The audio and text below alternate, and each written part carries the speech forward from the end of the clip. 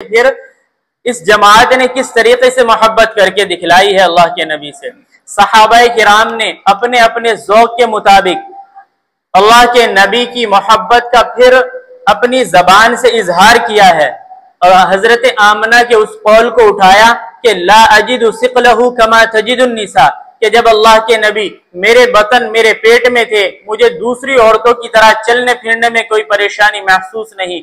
सहाबा ने मोहब्बत का इजहार किया अल्लाह के नबी की विलादत को बयान करते हुए कि वुलिदा मख्तूना, कि जब आप पैदा हुए तो आप खतना शुदा पैदा हुए। अल्लाह के नबी की मोहब्बत का इजहार किया सहाबा ने अपने कौल के जरिए वुलिदा मसरूफा, कि जब आप पैदा हुए तो आपकी नाफ पहले ही कटा हुई थी, कि नाफ पेट से अलग थी, जैसे बच्चे की नाफ काटनी पड़ती है उसकी जरूरत नहीं पड़ी। सहाबा ने मोहब्बत का इजहार किया वुलिदा मदखूला, कि अल्लाह के नबी अलैहिस्सलातु वस्सलाम की आंखों के अंदर गोया सुरमा पहले ही लगा हुआ था, दुनियावी सुरमे की जरूरत नहीं पड़ी।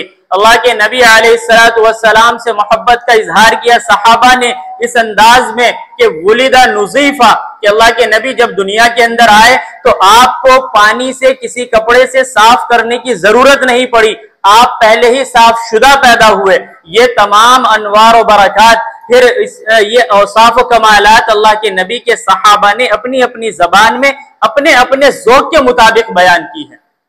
फिर अल्लाह के नबी जब दुनिया के अंदर आए उस वक्त को, उस कैफियत को सहाबा ने बयान किया कि जब आपकी पैदाइश हो गई मक्का के अंदर तो अनवार और बरकत इस तरीके से आए कि मक्का के अंदर कहत साली थी, अब ताल शानहू ने कहत खत्म कर दिया। अल्लाह के नबी पैदा हुए तो दुनिया के अंदर नूर फैला है कि जिससे पूरी दुनिया को फायदा हुआ और हो रहा है, आज तक ता कयामत फायदा होता रहेगा। अल्लाह के नबी अलैहिस्सलातु वस्सलाम के हुलिये मुबारक को, आपके जिस्म मुबारक को, आपकी हैयत को बयान किया सहाबा ने अपने ज़ौक़ के मुताबिक। किस तरीके से कि सहाबा बयान करते हैं कि अल्लाह के नबी अलैहिस्सलातु वस्सलाम की आंखें इतनी खूबसूरत थी कि जो आंखों की सफेदी है वो सफेदी माइल, और जो काला हिस्सा होता है ये सुर्ख काला होता है, इसके अंदर जर्रा बराबर कोई तब्दीली नहीं थी।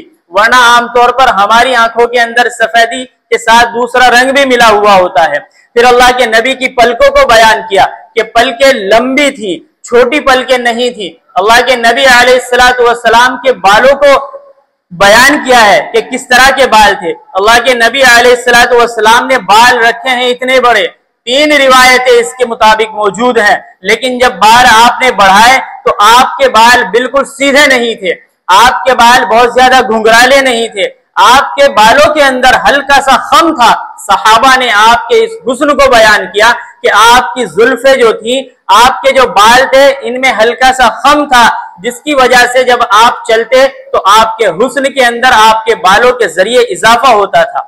अल्लाह के नबी अलैहिस्सलातु वस्सलाम के चेहरे को बयान किया सहाबा ने कि जब आपके चेहरे के ऊपर पसीना आता तो पसीना जो था ये इस तरीके से चमकता जैसे मोती चमक रहे हो आपके चेहरे के ऊपर। अल्लाह के नबी के चेहरे को बयान किया, अल्लाह के नबी के चेहरे को बयान किया सहाबा ने कि आपके रुखसार पर बहुत ज्यादा गोश्त नहीं था, जिसके रुखसारों पर बहुत ज्यादा गोश्त होता है उसके चेहरा खूबसूरत मालूम नहीं होता। इसी तरीके से आपके चेहरे के अंदर लंबाई बहुत ज्यादा नहीं थी, बहुत ज्यादा गोलाई नहीं थी, दरमियानी अल्लाह तबारक व तआला ने आपके चेहरे को रखा।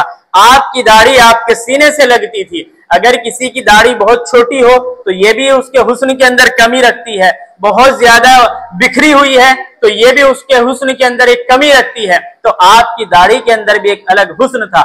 इसी तरीके से सहाबा ने आपके जिस्म के बालों की खूबसूरती बयान की कि आपके जिस्म पर बहुत ज्यादा बिखरे हुए बाल नहीं थे, बल्कि शमाइल के अंदर लिखा है कि आपके सीने मुबारक पर सिर्फ एक लंबी बालों की लकीर हुआ करती थी, और ये लंबी लकीर जिसके होती है उसकी बॉडी के अंदर अलग ही हुस्न होता है, और जिसके बिल्कुल बाल ना हो तो ये भी उसके अंदर एक जो है हुस्न और खूबी के अंदर एक कमी महसूस देती है, और जिसके बहुत ज्यादा बाल हो तो उसके अंदर भी जाहिर सी बात एक कमी है। तो आपके सिर्फ सीने से लेकर नाक तक बालों की एक लंबी लकीर हुआ करती थी। इसी तरीके से सहाबा ने अल्लाह के नबी से मोहब्बत का इजहार किया इस तरीके से कि तनामु आइनुहु वला यनामु क़ल्बुहु, कि आप अलैहिस्सलातु वस्सलाम की आंखें सोया करती थी लेकिन आपका दिल कभी नहीं सोता था। इसी तरीके से सहाबा ने मोहब्बत का इजहार किया कि कभी जिंदगी में आपके कपड़े खराब नहीं हुए, जिस तरीके से आमतौर पर होते हैं लोगों के। ये अल्लाह के नबी के शमाइल हैं। इसी तरीके से सहाबा ने बयान किया अल्लाह के नबी के हुस्न को, और ये बयान किया कि आपके जो जोड़ थे ये बहुत ज्यादा मजबूत थे। ऐसा नहीं कि कमजोर जोड़ अल्लाह के नबी के हों, बिल्कुल गोश्त से पुर और मजबूत आपके ये जोड़ थे। अल्लाह के नबी अलैहिस्सलातु वस्सलाम की चाल और ढाल को बयान किया कि जब आप चलते तो ऐसा मालूम होता गोया ऊंचाई से नीचाई की तरफ उतर रहे हैं। बयान करना यह मकसूद है कि आपके जिस्म के अंदर किसी तरह की सुस्ती नहीं थी। आप जब चलते तो ऐसा लगता कि कोई बहादुर, कोई जंगजू आदमी चल रहा है। ऐसा नहीं कि देखने वाला आदमी ये समझे कि कोई आम आदमी जा रहा हो। अल्लाह के नबी अलैहिस्सलातु वस्सलाम अगर सहाबा के दरमियान मौजूद हैं तो आपके कद्दो कामत को बयान किया कि आप दरमियानी कद वाले लगते थे, कि अगर लंबे दराज कद के आदमी आपके बराबर में खड़े हैं तो आपका कद कभी कम नहीं लगता था।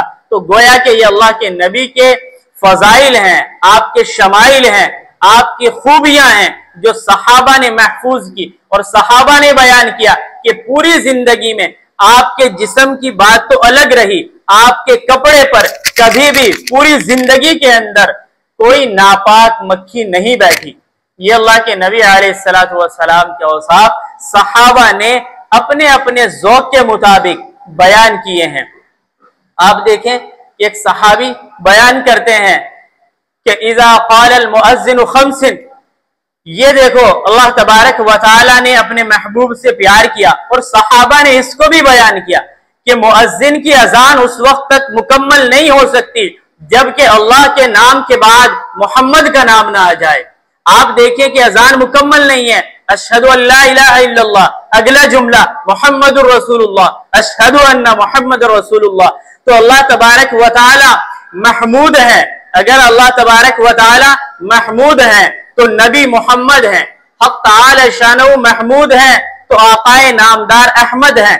पता ये चला कि खालिक की जात भी तारीफ वाली, लेकिन मोहम्मद की जात भी तारीफ वाली, सरापा तारीफ वाली।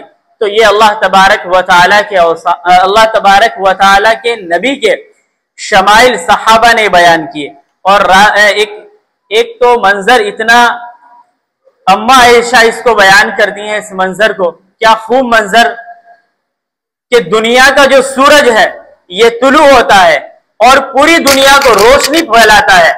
जब ये सूरज तुलू होगा तो पूरी दुनिया को रोशन करेगा, लेकिन ये सूरज मगरिब के वक्त गुरूब हो जाता है और मेरा जो सूरज है ये मगरिब के बाद भी उसी तरीके से रोशन रहता है जिस तरीके से दिन का सूरज रोशन रहता है। और अल्लाह के नबी अलैहिस्सलातु वस्सलाम ने पूरी दुनिया को रोशन कर दिया। सिर्फ अरब को ही नहीं बल्कि आजम को भी रोशन किया है अल्लाह के नबी ने।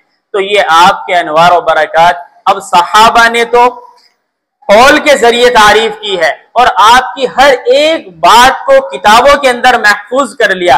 आप माजी करीब के अंदर आए, कासिमुल उलूम वल खैरात, बानिए दारुल हजरत मौलाना कासिम नानोदवी नव्वरल्लाहु मरक़दहु, इन्होंने भी अल्लाह के नबी, अहले देवबंद भी सहाबा के तर्ज अमल पर हैं कि जिस तरीके से सहाबा ने काम किया उसी को अपना आइडियल और नमूना बनाया और अहले देवबंद ने फिर उसकी तर्जमानी की। किसी ने कहा कि हुस्न यूसुफ दमे ईसा यदे बैजादारी, ये किसी को समझ नहीं आया। तो आइए कासिमुल उलूम की तरफ। कासिमुल उलूम ने कहा कि जहां के सारे कमालात तुझ में हैं पर तेरे किसी में नहीं मगर दो चार। क्या शेर कहा कि जितनी खूबियां अल्लाह तबारक व तआला ने अलग अलग नबी को दी, ये सारी की सारी खूबियां हक तआला शानहू ने अल्लाह के नबी यानी मोहम्मद के अंदर जमा कर दी। और अब कोई एतराज कर सकता है कि ऐसा नहीं है।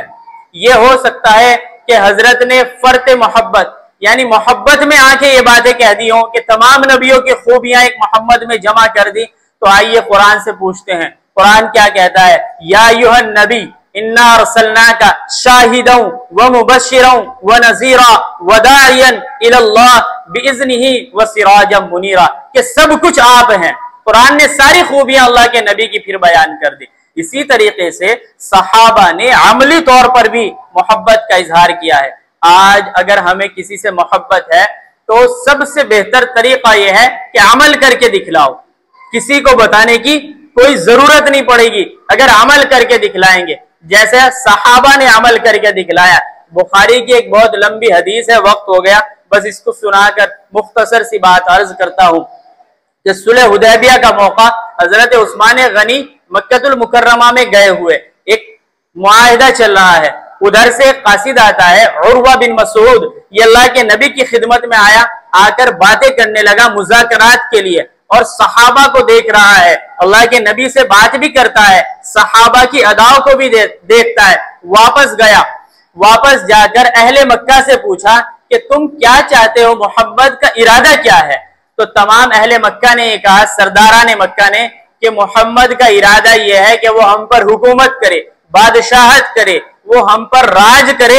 इसी वजह से तो नबूवत का दावा किया है कि हम सब उसके गुलाम हो जाएं। उर्वा इब्न मसूद कसम खाकर कहता है कि मैंने इतने असफार किए, बादशाहों की मजलिसों में, वजीरों की महफिलों में मैं बैठा हूं, लेकिन मैंने ऐसा कहीं नहीं देखा कि मैं कसम खाता हूं इस बात की कि मोहम्मद जिस्मों पर हुकूमत करना नहीं चाहते। मैंने ये देखा कि उनके असहाब की अल्लाह के नबी से ऐसी मोहब्बत है कि मोहम्मद ने उनके दिलों पर हुकूमत की हुई है, कि देखा कि आपके मुंह मुबारक से जब लुआब दहन निकला तो सहाबा ने उसे जमीन पे गिरने नहीं दिया, बल्कि अपने हाथों पर लिया। बताइए कौन से बादशाह के साथ ऐसा होता है? यही उर्वा बयान करता है कि जब आपने किसी को काम के लिए कहा तो कोई एक सहाबी खड़ा नहीं हुआ, बल्कि हर एक की मंशा ये होती कि किसी तरीके से मैं इस खिदमत को अंजाम दे सकूं। अल्लाह के नबी ने वजू के लिए पानी मंगाया, आप वजू फरमा रहे हैं, सहाबा खड़े हुए हैं कि पानी नीचे नहीं गिरता, हाथों में ले रहे हैं, कोई अपनी बाजू पे मलता है, कोई अपने चेहरे पे मलता है, कोई अपने सर पे लगाता है, क्योंकि ये जुनून, ये मोहब्बत है उनके गुलामों की।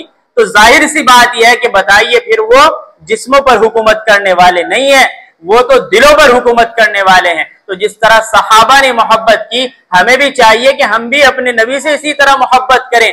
हम सिर्फ जुमा के नमाजी ना बने, हम अपने नबी से मोहब्बत करिए अपनी नमाजों के जरिए, कि हम नमाजी बने, इजहार होगा कि हम नबी के आशिक हैं। हम जो है अपने चेहरे को सुन्नत से सजाएं, इजहार होगा कि हम नबी के गुलाम हैं। हम अपने कपड़ों को ऐसे कपड़े हम इस्तेमाल करें जो इस्लामी मिजाज के एतबार से हैं, तो पता चलेगा कि ये मोहम्मद के गुलाम हैं। हमारी शादियां इस्लामी मिजाज के मुताबिक हो तो पता चलेगा कि हम मोहम्मद के गुलाम हैं, मोहम्मद से मोहब्बत करने वाले हैं। ये सारी चीजें हैं अल्लाह के नबी से प्यार करने वाली। अगर हम चाहते हैं अपने आप को अपने अंदर तब्दीली लाना, तो हमें ये अमल करने होंगे। अल्लाह हम